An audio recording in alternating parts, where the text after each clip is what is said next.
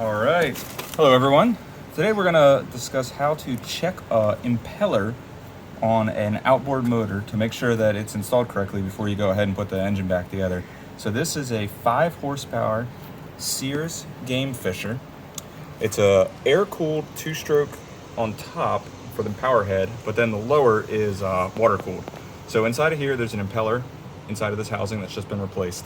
So before I go ahead and put the whole engine back together, I'm going to make sure that that is actually installed correctly and functional, and the drive pin is good to go.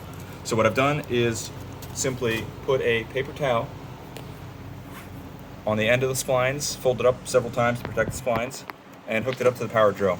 Correct orientation is to have your power drill in forward operation. So if you're staring straight down the shaft spins clockwise. Now this motor does not have a reverse setting, it's just forward only. So now we're going to take and we're going to stick the engine, make sure the bottom half here, make sure that you at least have these intake holes submerged. So we're going to go over here to the water here.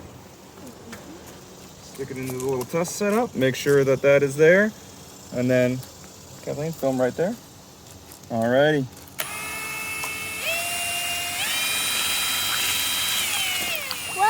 So there you can see it, we have water shooting up out of that outlet there. Then that's going to hook up to the water tube, which is in the bottom of the tower. And that's a quick check to make sure that your drive and everything is installed correctly before you go ahead and spend the time putting the engine back together. Thanks for watching.